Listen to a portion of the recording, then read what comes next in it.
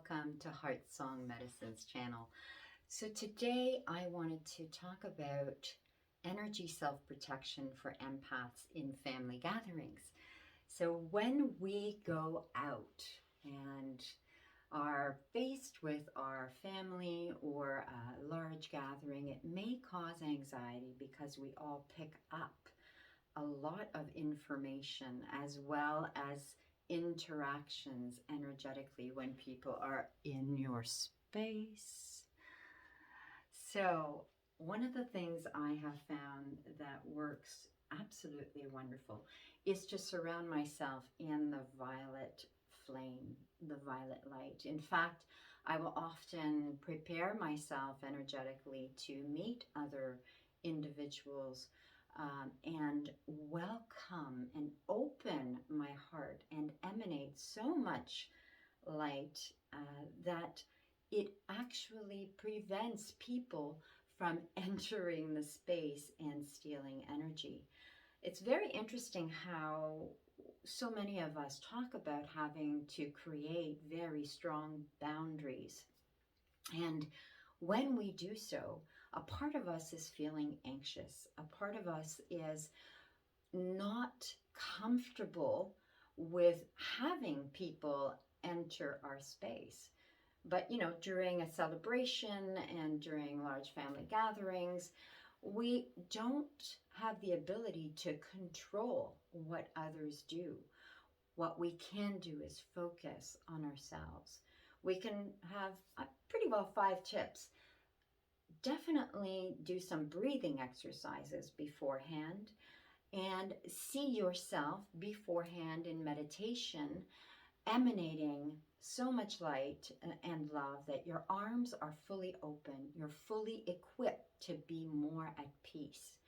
In the event that you are in a family gathering and there's too much drinking and people are getting loud and obnoxious and telling rude things that maybe a sensitive soul does not want to be part of, one of the things that you can do is disconnect by energetically taking a breath with a nice, beautiful smile. I let go with love and I cut that cord between yourself and that other individual. And as you do that, you thank them from the heart for showing you your sensitivity. You cannot engage with a person and try to stop them from making comments that are less than tasteful for yourself. But what you can do is send them so much love and so much appreciation that they are helping you understand that that's not what you resonate with, that at some point that energy will impact them, that love will affect them, and therefore there can be a resolution in that moment, preventing them from continuing down that pathway. So why does that happen?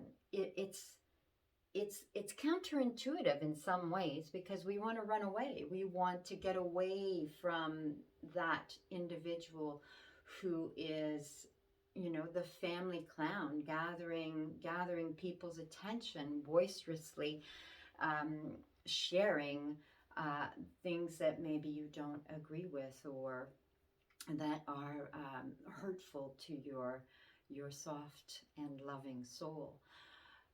The impact to offer openly so much energy in that situation actually begins to dissipate the energy vampirism on their part for the attention, for the impact, for the ability to grasp people and, rub them the wrong way. People do give energy. They do create the circumstances of the love that they need. And sometimes that love takes place in negative attention. So as you find yourself in the situation where negative attention has become profusely damaging to yourself. You can do a number of things. Just take your space, leave that area, and circulate as elsewhere. As we all know, we can choose who we want to be resonating with at our celebrations. We can also take a bathroom break. That is a possibility where you can do a number of things. You could do some prayer work and ask for your guides and angels to surround you in the light and love of the highest good for the highest healing and highest being, and sending and asking the guides to help you navigate through the afternoon or the evening's environment, and asking your guides to connect with their guides and bring those moments of peace and harmony, and actually connecting heart to heart with individuals that maybe normally you would not connect with.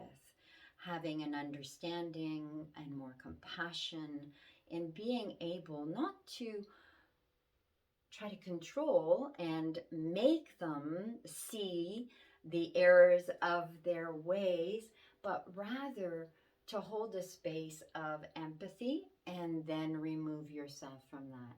As I said, disconnecting at the umbilical cord, cutting that cord between you and them, because you only have power really over yourself. So that's one way. Another way is to go into that bathroom break, and maybe if something has really activated you and you feel that you're going to explode with anger, take a few of the cooling breaths. In yoga, there's a cooling breath using your tongue, as if you're sipping through a straw. So you inhale cool air through your whole mouth. Feel that cool air enter your heart space and exit through the nose. Exhaling calmly that cool air. Sipping, holding, and exhaling.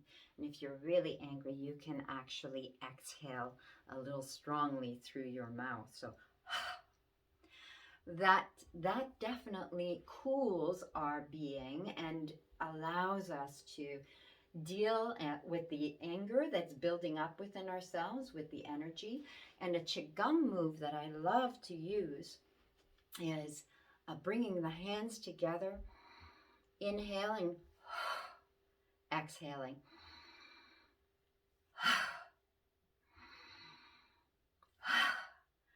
So that movement liberates what's building in the heart and is stuck at the throat. Now remember, our throat, our jaw, the bite response when we're holding back could actually cause us to get just a quick burst of a cold sore if you tend to get those. So be careful biting back.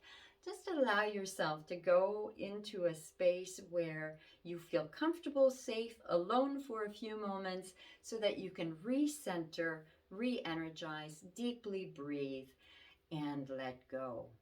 One of the things that you may find yourself doing is also bringing to the situation healing concepts and ideas. It's really hard to be a mentor, a healer in your own environment where you've been brought up and people have known you when you were not feeling so enlightened in your life.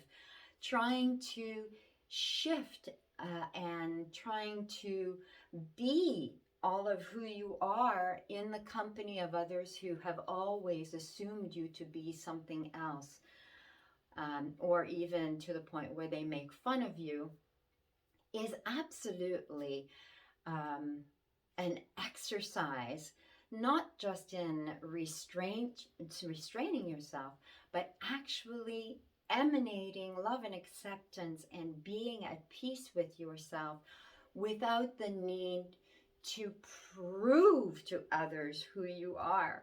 It is so difficult to try to teach an old dog new tricks. It really is. Remember that the primary relationship is who you are with yourself. Accept yourself, love yourself, have absolutely no attachment or need to prove yourself, because that comes from that anxious place that has really no purpose other than to prove to you that you're still on the path of doing your work, and that work is a blessing. You can see yourself as an individual who is elevating their frequency, not to be above others, but to be more of who you are. I hope this video can help so many people who are sensitive, empaths, healers, do-gooders, those who really want to solve problems all the time with other people. May this short video help you to find some solutions that will assist you in family gatherings or celebrations. I wish you well. Shanti, Shanti all. Blessings.